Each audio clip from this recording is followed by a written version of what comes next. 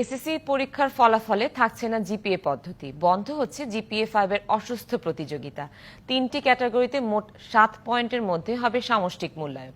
2026 সালের এসএসসি পরীক্ষা থেকেই কার্যকর হচ্ছে এই পদ্ধতি। হ্যালো এভরিওয়ান, আসসালামু আলাইকুম ওয়া রাহমাতুল্লাহ। সবাই কেমন আছেন? আশা করি সকলে ভালো আছেন। 2026 সাল থেকে থাকছে না এসএসসি পরীক্ষায় জিপিএ পদ্ধতি। তোমরা আবার এটা ভাইবো না যে আরো সহজ হয়ে যাচ্ছে, আত্মহত্যা করতেছে শিক্ষার্থীরা, সেজন্য আরো সহজ হয়ে যাচ্ছে না। বিষয়টা কিন্তু আরো কঠিন হয়ে যাচ্ছে। আমি তোমাদেরকে ফুল ভিডিওটি দেখাচ্ছি, তার আগে আমি কিছু কথা বলতেছি, সেগুলো একটি মনোযোগ দিয়ে শুনবেন। শিক্ষিত আর অশিক্ষিত মানুষের মধ্যে পার্থক্যটা কি? শিক্ষিত মানুষ কিছু করার আগে চিন্তা করে, চিন্তা করার পরে সেটা পরিকল্পনা করে, পরিকল্পনা করার পরে সেটা বাস্তবায়ন করে, বাস্তবায়ন করার পরে সেটা একটা পরিধির সামনে আসে, সামনে আসার পরে সেটা একটা ফলাফল তারা পায়। এটা বিবেচনা করে কিন্তু তোমাদের এই পদ্ধতিটা, তোমাদের মূল পরীক্ষা হবে 7 পয়েন্টের উপরে, এবং শুধু তাই নয়, তোমাদের মার্কশিটের মধ্যে, সার্টিফিকেটের মধ্যে তুমি কোন বিষয়ে দুর্বল ওইটা পর্যন্ত লিখে দেওয়া হবে, এবং কোন বুঝে তুমি বেশি এক্সপার্ট সেটাও লিখে দেওয়া হবে।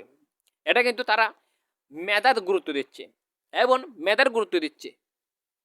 এবং তোমাদের জন্য যেটা সুখবর হচ্ছে সেটা হচ্ছে যে তোমরাও 2024 সালে যারা এসএসসি পরীক্ষা দিয়েছেন, তোমরা আরিফ ক্লাস বিএল এর পক্ষ থেকে পাচ্ছেন উপবৃত্তি। এবং উপবৃত্তিটা পেতে হলে তোমাকে কী কী যোগ্যতা থাকবে সেটা একটা নেক্সট ভিডিওতে আলোচনা করব। এখনো পর্যন্ত আমরা যারা ভিডিও দেখিনি, একটু চলো ভিডিওটি দেখে আসি। এসএসসি পরীক্ষার ফলাফলে থাকছে না জিপিএ পদ্ধতি, বন্ধ হচ্ছে জিপিএ-5 এর অসুস্থ প্রতিযোগিতা। 3টি ক্যাটাগরিতে মোট 7 পয়েন্টের মধ্যে হবে সামষ্টিক মূল্যায়ন। 2026 সালের এসএসসি পরীক্ষা থেকেই কার্যকর হচ্ছে এই পদ্ধতি।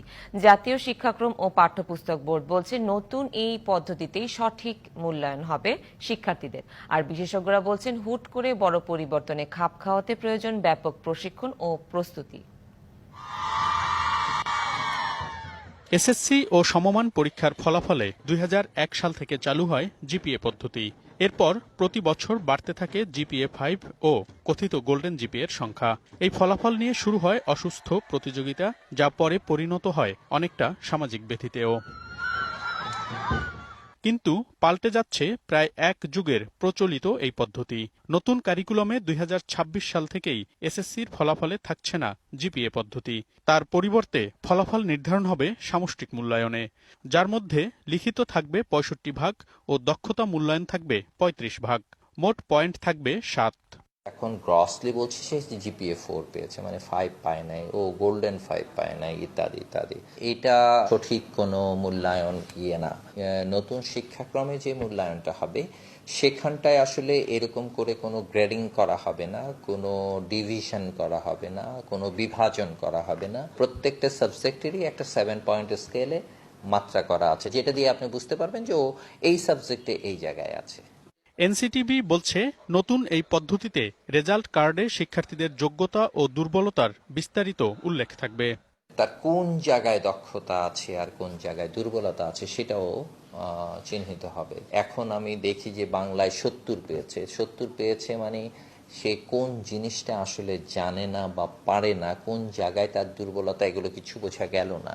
কিন্তু আমি যখন আমার এই ট্রান্সক্রিপ্ট দেখব, তখন আমি দেখব যে তার লিসেনিং ক্যাপাসিটিটা কতটুকু, কতটা সঠিক উচ্চারণে শুদ্ধ প্রমিত ভাষায় সে কতটুকু কথা বলতে পারে, সেটা আমি মেনশন করি। ব্যাপক এই পরিবর্তনের সাথে খাপ খাওয়াতে প্রয়োজন ব্যাপক প্রশিক্ষণ ও প্রস্তুতি। এবং আমাদের যে শিক্ষকবৃন্দ, সেখানে কিন্তু আমরা খুবই যে উন্নত পর্যায়ের প্রশিক্ষণ দিয়ে তাদেরকে আমরা এইগুলো বাস্তবায়ন করবার জন্য যোগ্য করে তুলতে পেরেছি, সেটি কিন্তু শক্তিশালীভাবে বলা যায় না। কোন ব্যক্তির পারফরমেন্স কেমন এবং কার পার্টিসিপেশন কতটা অ্যাক্টিভ, এইগুলো যাচাই বাছাই করা নিরপেক্ষভাবে খুব যে বেশি সহজ সেটা কিন্তু বলা যায় না। এইটার একটা ম্যানুয়াল আমরা তৈরি করে দেব, কিভাবে পরীক্ষা হবে, কিভাবে মূল্যায়ন হবে, চক আউট করে আমরা আমাদের শিক্ষকদেরকে, শিক্ষা প্রতিষ্ঠানকে জানিয়ে দেবো, এটা অচিরেই জানিয়ে দেবো। এটা নিয়ে কাজ চলছে।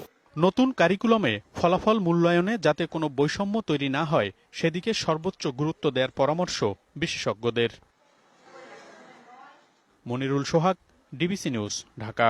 2024 সালে যারা এসএসসি পরীক্ষা দিয়েছেন সবাইকে বলতেছি, তোমরা আরিফ ক্লাস বিএল এর উপবৃত্তিটা আচ্ছাড়া করিয়েন না। তোমাদের যোগ্যতা থাকলে তোমরা কিন্তু উপবৃত্তিতে পাবা। এখনও পর্যন্ত যারা আমাদের চ্যানেল সাবস্ক্রাইব করে নেন, সাবস্ক্রাইব করে পাশে থাকবেন, এবং যারা সাবস্ক্রাইব করেছেন সবাইকে অসংখ্য অসংখ্য ধন্যবাদ জানাই। আসসালামু আলাইকুম ওয়া রাহমাতুল্লাহ।